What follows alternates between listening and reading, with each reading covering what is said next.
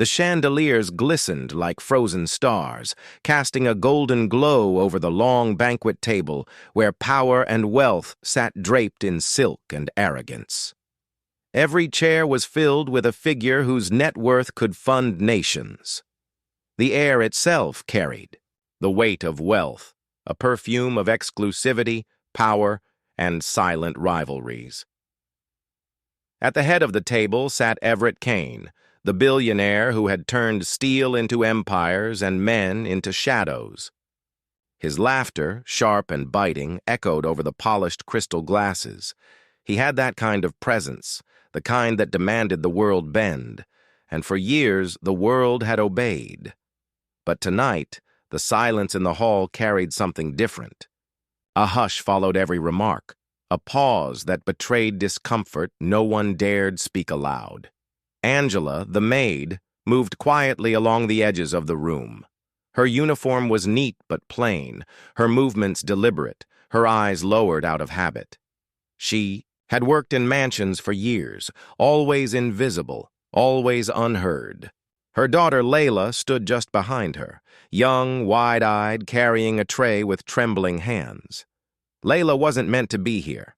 Children didn't belong in these dinners, but Angela had no choice. Life rarely gave her the luxury of choice. Everett's eyes darted toward them briefly as they poured wine. His lips curled into a smirk. He tapped his spoon against the glass, silencing the murmurs around him. "Ladies and gentlemen," he began, his voice dripping with the confidence of a man who owned everything in the room, except humility. "Isn't it something? How silence fills this place? The kind of silence that only money can buy. The rest of the world, the poor, the servants, they chatter endlessly. But here, in this hall, silence is golden." The guests chuckled uneasily. Some laughed too loudly, eager to stay in Everett's favor. Others forced smiles, but his eyes weren't on the guests. They were on Angela, on the daughter holding the tray. Everett leaned back, his voice cutting sharper now. "Take her, for example," he said, gesturing toward Angela. The room stiffened. "She stands there quiet because silence is all she knows. Silence is obedience. It is her greatest value. Without silence, what would a maid have?" Angela's chest tightened. She froze, her tray trembling in her hand.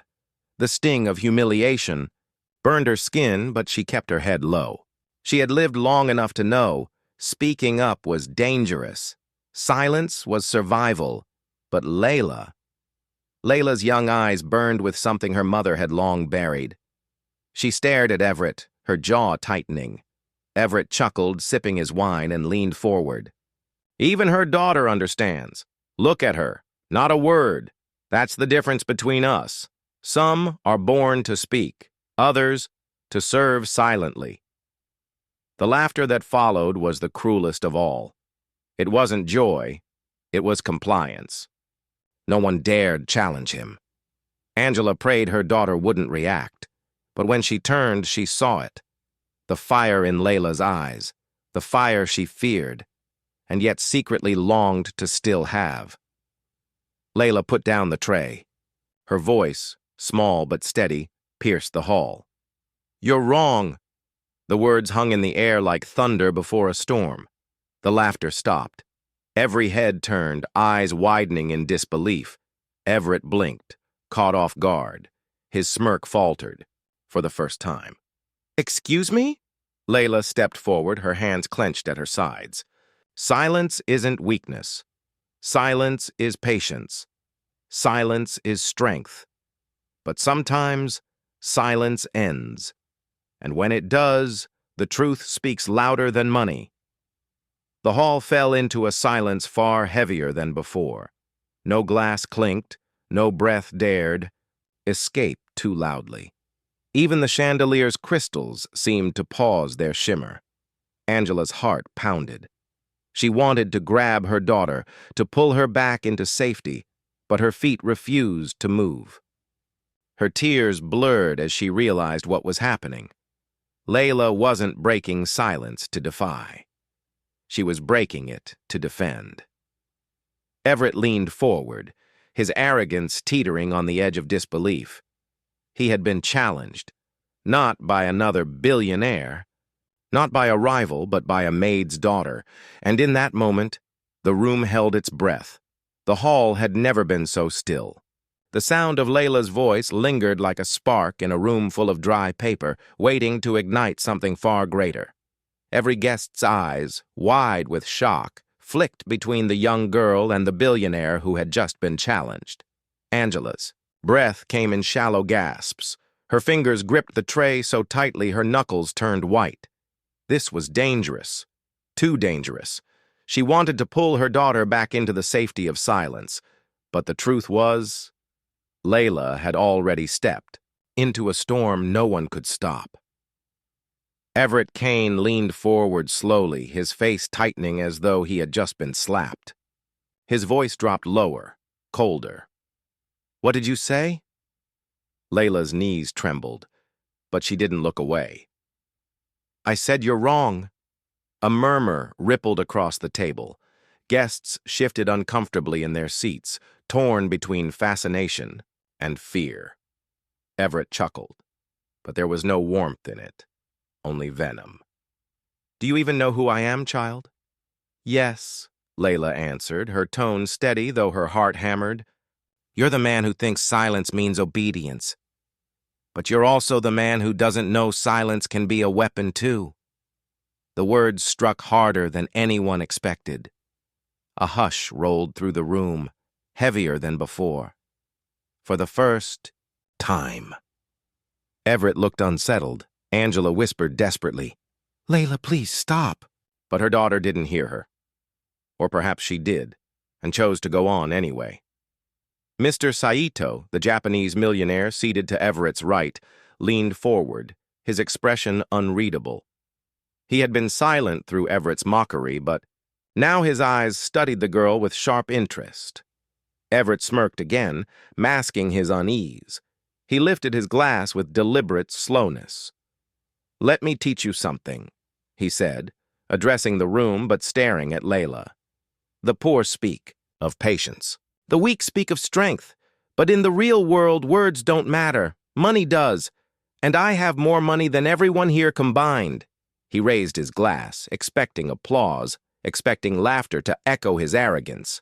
But the guests stayed silent. Their eyes were no longer fixed on him. They were fixed on the girl. Layla's voice broke the stillness again. "If money was everything, you wouldn't need to humiliate others to feel powerful." Angela gasped softly. Tears stung her eyes. She had never dared say such words, not once in her years of servitude. Yet here was her daughter, standing in front of the world, tearing down the walls of arrogance that billions had built. Everett's glass shook slightly in his hand. He set it down with a sharp clink. "You have no place to speak in this room," he hissed. "And yet everyone is listening," Layla replied. The statement hung like a blade in the air. It was true. The guests, once bound by fear of Everett's wrath, now leaned closer, their faces filled with awe and disbelief. One woman near the end of the table whispered, "She's right." Another man nodded slowly. The tide was shifting. Angela felt both terror and pride tearing through her chest. She wanted to protect her daughter from the storm, but deep down, she knew Layla was the storm. Everett slammed his fist onto the table, the plates rattling, the wine spilling slightly over crystal rims. "Enough!" His roar echoed across the hall, but it didn't carry the same dominance it once did. It sounded desperate. Mr. Saito finally spoke. His voice was calm, deep, and carried more authority in its restraint than Everett's rage ever could. "Perhaps," he said slowly, "you should listen." The billionaire's head snapped toward him. "What?" Saito's gaze remained steady. "This child has spoken more truth in minutes than you have in your years of speeches. You dismiss her because of her place in this room, but wisdom does not ask for permission to be heard." Gasps rippled around the table. For Saito, a man, respected across continents. To speak against Everett was unthinkable. Layla's chest rose and fell quickly, her courage trembling but unbroken.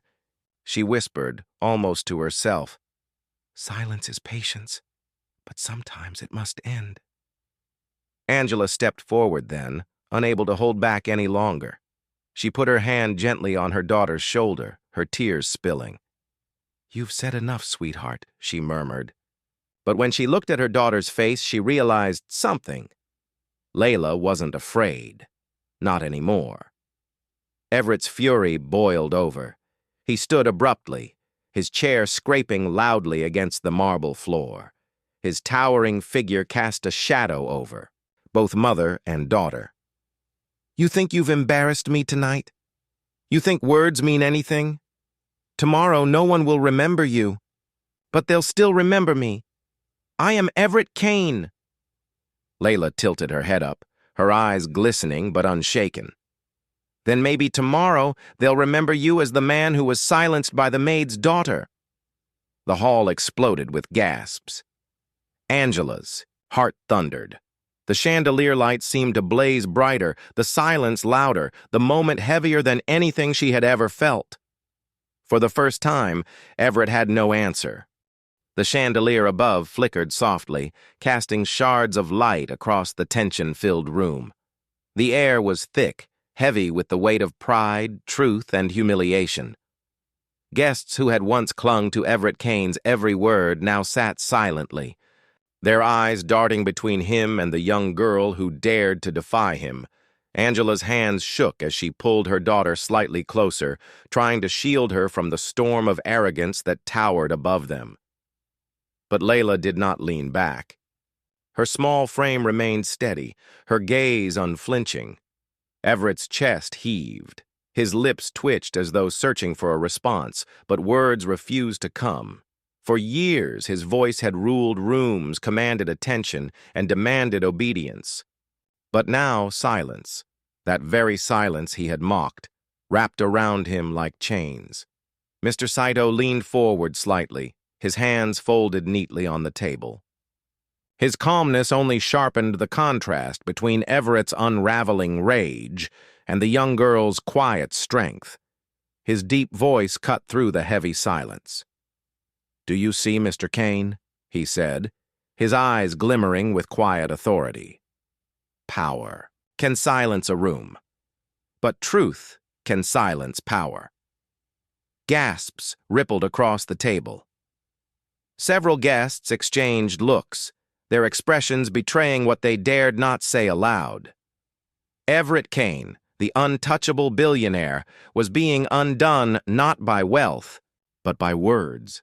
Everett's face flushed crimson. He jabbed a finger toward Layla. "You think this child is wise? She knows nothing of the world. She's nothing." Angela's heart stopped. She wanted to scream, to throw herself between her daughter and that cruel finger. But before she could move, Layla spoke again. "I may be nothing to you," she said softly, her voice clear. "But tonight, I'm the only one who dared to tell you the truth, and you can't stand it." The room froze.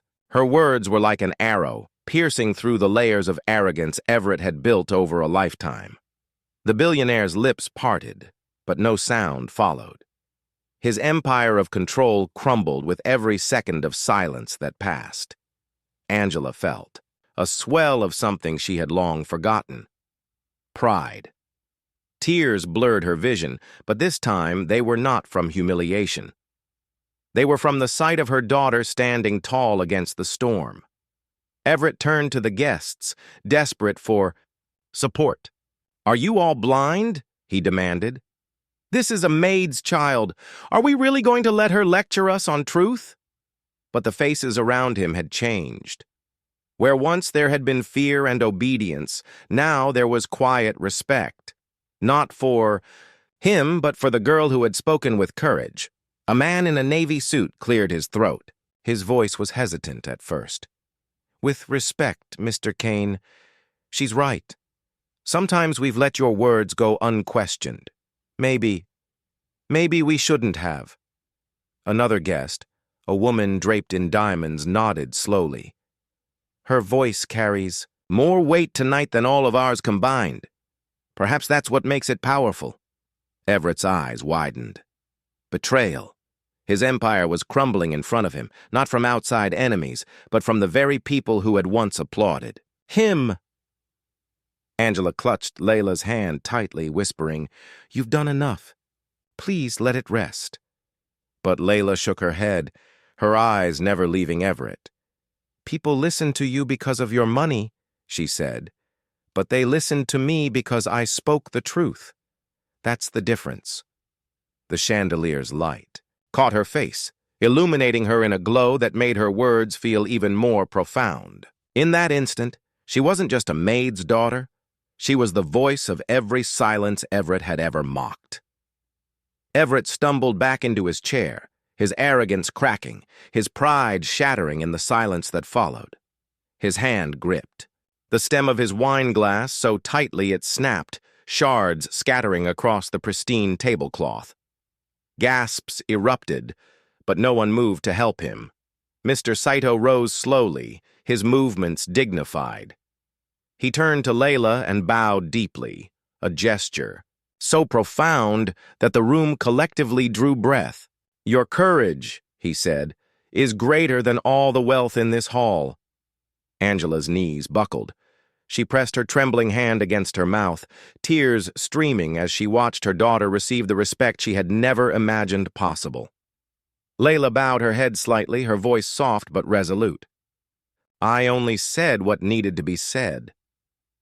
The hall was transformed. The golden glow of the chandeliers seemed different now. Not a symbol of wealth, but of light breaking through darkness. The silence Everett had once claimed as his power was no longer his. It belonged to Layla, to the truth, to the courage of a voice that refused to be mocked. And though the night was far from over, everyone in that room knew one thing. Everett Kane, the billionaire who believed silence was obedience, had been defeated by the very thing he underestimated, the voice of a maid's daughter. The air in the banquet hall no longer belonged to Everett Kane. For years, every breath, every glance, every laugh had bent itself around his gravity. But tonight, the silence that once gave him power now suffocated him. Angela still stood with her daughter at her side, her trembling hand clutching Layla's shoulder as though it were the only anchor in a storm. Her heart raced, fear clashing with pride, but her eyes refused to leave Layla's face. The girl wasn't trembling anymore. She wasn't looking down. She was holding herself like she belonged. Everett slumped slightly in his chair, shards of crystal glittering near his clenched fist. He had shattered his wine glass, and perhaps in doing so shattered more than that. His voice, when it finally broke the silence, was rough, strained. "You think this means something? You think the world cares about the words of a child?" Layla didn't flinch. Her voice was quiet, but it cut through the vast hall like a blade. "The world cares more than you think. Tonight, they care enough to see the truth." Murmurs rose again. Guests who had once been Everett's chorus now whispered to one another, their eyes alive with the weight of what they had just witnessed. One man, a longtime associate of Everett, leaned back and muttered to his neighbor, "He's losing control." Everett heard it, his jaw clenched, his pride burning like acid in his chest. He pushed himself up from his chair, towering once more, but his shadow didn't seem as powerful as it once had.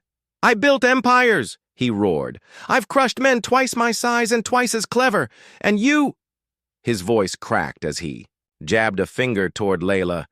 "You are nothing but a maid's child who got lucky with her words." Angela's tears spilled again, but not from shame.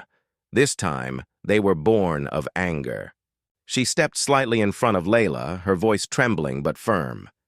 "She's not lucky," she said. "She's brave. Braver than I've ever been."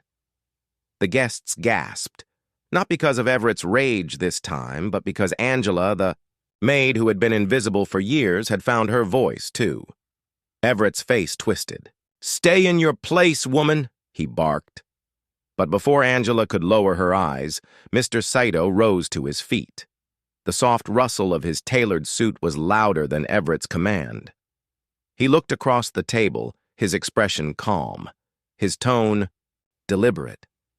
"You speak of place, Mr. Kane, but tonight you have lost yours." The words struck like thunder. Gasps erupted across the room. Some guests nodded. Others lowered their heads in quiet agreement. The tide had shifted completely. Everett's face drained of color. His empire was not crumbling because of markets or competitors or mistakes. It was crumbling because a maid's daughter had spoken the truth, and because others had dared to listen. Layla looked at him, her young eyes unwavering. "Money can buy silence," she said softly, "but it can't buy respect.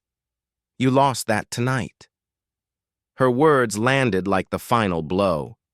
The guests no longer whispered. They nodded openly now, their faces etched with the realization that Everett, Kane, the untouchable billionaire, had been undone. Angela put her arm around her daughter, pulling her close. Pride swelled in her chest, like a tide she could no longer hold back. For the first time in her life, she felt taller than the man who had humiliated her. Everett staggered back, his voice hollow, desperate. "This isn't over," he spat. "You'll regret this. Both of you will regret it." But the threat rang empty in the air. His words, once heavy enough to command fear, now sounded weak, brittle, broken. Mr. Saito turned his gaze toward Angela and Layla. With a deep, respectful bow, he said, "Tonight, you have taught us all a lesson no wealth could purchase. I will not forget it." And just like that, the balance of the room shifted forever. Everett stormed out, his footsteps echoing like the retreat of a fallen king.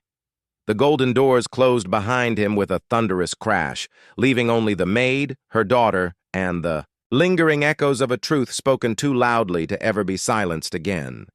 The golden doors slammed behind Everett Kane, and with them the last echo of his reign of intimidation vanished. For a moment, the room sat in a strange quiet, not the suffocating silence of before, not the one Everett had mocked, but a silence filled with awe. The kind that comes after a storm, when the air is heavy but alive with change. Angela still clutched Layla to her side, her heart pounding so loud she feared everyone could hear it. The guests, who had once barely noticed her existence, now had, their eyes fixed on her and her daughter. Some looked shocked, others guilty, and a few looked proud, as if they had been waiting for someone, anyone, to stand up to the tyrant they had all enabled. Mr. Saito slowly approached, his footsteps measured and deliberate, his respect visible in every movement. He stopped in front of Angela and Layla and bowed deeply. The sight alone sent ripples across the room. A billionaire, bowing to a maid and her daughter. "Your courage," Mr. Saito said in his calm but powerful tone, "has given honor to this evening. What wealth could not teach you have shown in a single night. The world may remember Everett Kane's fall, but I will remember your rise." Angela's eyes filled with tears again, but this time they were not from humiliation or fear. They were from pride, pride that her daughter had done what she herself had never dared. Layla's small hand tightened around her mother's fingers. She wasn't smiling. She wasn't gloating. She simply stood, steady and unshaken, like a pillar carved by truth. Around the room, guests began to rise. Some clapped hesitantly at first, then more firmly. A few even bowed their heads in respect, acknowledging the shift they had just witnessed. For the first time in her life, Angela wasn't invisible. She wasn't just the maid in the background. She was the mother of the girl who had broken the chains of silence. But amid the applause, Angela's thoughts drifted. Would Everett strike back tomorrow? Would he use his money, his influence to punish them? Fear gnawed at the edges of her relief, as if sensing her unease. Mr. Saito leaned closer, lowering his voice so only she could hear. "Do not be afraid," he said. "Tonight you gained allies. Everett's power was built on fear, but fear has fled this room. If he comes after you, he will stand alone. And a man who stands alone, no matter his wealth, will always fall." Angela nodded, swallowing the lump in her throat. She had never thought herself worthy of protection, but tonight was different. Tonight, she realized that dignity itself was a kind of armor no one could strip away. Layla tugged at her mother's sleeve, her young voice soft but filled with conviction. "Mama, can we go home now?" Angela looked down at her daughter, her chest swelling. "Yes, baby," she whispered. "We can go home, with our heads held high." The applause followed them as they left the grand hall. Every step felt lighter than the last. Angela's back was straighter, Layla's grip was firm. They didn't need to look back, because they knew that whatever awaited them, they had already won something no money could buy. Outside, the night air was cool against their flushed faces. The limousine that had once symbolized Everett Kane's untouchable wealth sat abandoned, its driver confused and waiting. Angela and Layla didn't enter it. They walked past it, hand in hand, choosing the quiet dignity of the street over the hollow symbols of a fallen man. As they disappeared into the night, the story of what happened inside the banquet hall spread like fire. Guests whispered it to others. Rumors became headlines. By morning, the world would know. The billionaire had mocked silence, and a maid's daughter had answered, and no one would ever forget it.